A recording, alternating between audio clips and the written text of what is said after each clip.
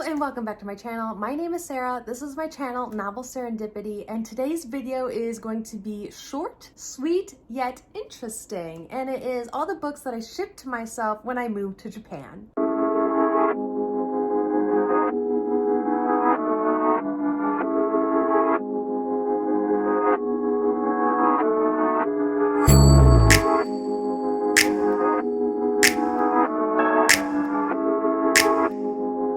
Okay, so if you've been on my channel for a while now, or more than a few months, you will know that back in America, I have 4 huge bookshelves, and all 4 of them are just full of books. And so I needed to ship myself some physical books. Like, I needed to. There was just no way that I couldn't. So I shipped some books to myself. These are the ones that made the list. I do have some books that I've gotten or bought since then. There will be another video for that. I have more like down here, but these are just the books that I shipped to myself when I moved here. So let's start. The first one is Daughter of Smoke and Bone by Laini Taylor, and this book follows a 17-year-old girl who has been orphaned yet raised half in the human world and half in a world called Elsewhere by a shadowy figure, Brimstone, who collects teeth. And Karu, our main character, she goes out and she's basically a, like, how do they put that? An errand girl. She's like an errand girl for Brimstone. She goes out and like helps find the teeth that he needs for what he needs them for. And so it jumps across multiple worlds, and there is political intrigue, and there's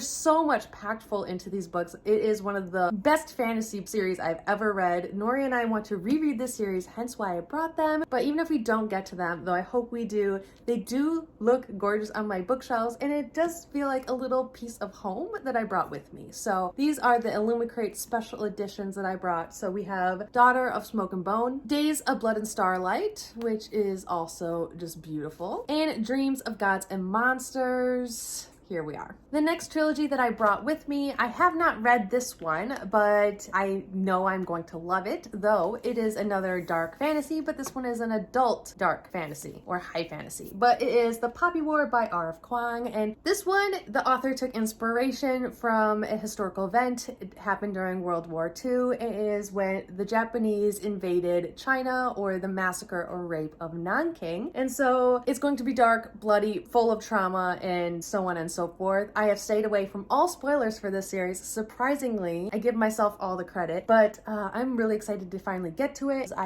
have to for the new book club that I started with Margaret from The Word Nerd, and there's an announcement video up for that. If you're looking to read fiction books and then a pairing of a nonfiction book to kind of educate yourselves, yet still compare, contrast, kind of learn more about a theme or topic that an author used to inspire their story. So yes, The Poppy War. With The Poppy War, I also brought book 2, which is The Dragon Republic. Here it is. And The Burning God. So here it is. The next book I have is Freeing Keiko, The Journey of a Killer Whale, From Free Willy to the Wild by Kenneth Brower. And this follows Keiko, or more commonly known as Free Willy. I love Free Willy. Like, honestly, I love Keiko so much. Like, I am emotionally attached to this whale. But this follows basically Keiko's journey from being captured as a young calf to being sold to multiple aquariums, to becoming a movie star, to being released into the wild, and then his death.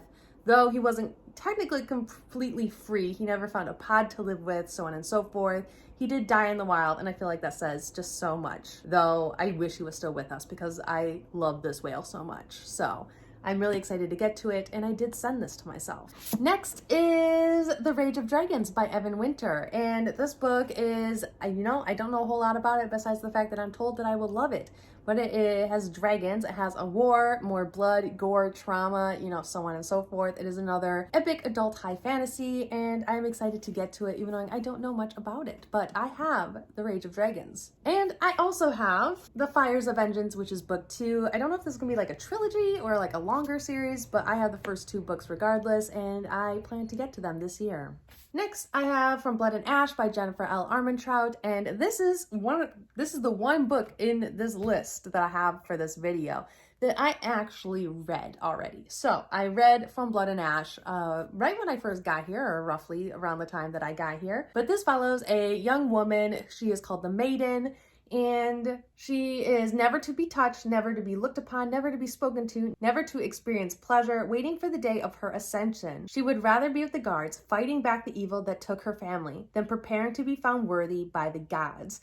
But the choice has never been hers. This is a book where people either love it or they hate it. Luckily, I loved it. It wasn't perfect. It was a little long. Some parts could have been taken out and it could have been a little bit more concise of a novel, I suppose. But I did really, really like this. It deals with more trauma, PTSD, that sort of thing. And if it's one theme that I guess I like in my books, it's a fantasy full of trauma, dark, bloody, gruesome, so on and so forth. So yes, I do like From Blood and Ash. And then I also sent myself book 2, which is A Kingdom of Flesh and Fire, and I am on page 171. So it is a book that I'm currently in the middle of. I plan to finish it either this month or next month, but I am not quite sure about this one yet, though I am still near, I'm still near the beginning-ish. Yes, I'm not sold on it, but I'm not hating it, and I think that says a lot. So, like I said, a short video, but these are the books that I brought with me to Japan or shipped here to myself from America. Yes, let me know what you think or thought about any of these books, if there's a certain book that I should prioritize. But I am going to continue making bookish and Japanese related content. I do want to mesh the two together a little bit more. I'm going to be here until the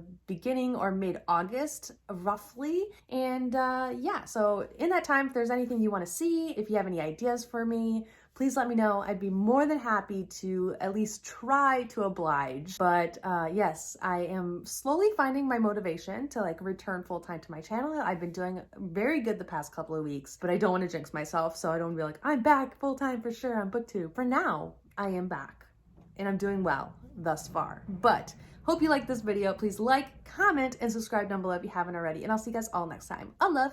Bye.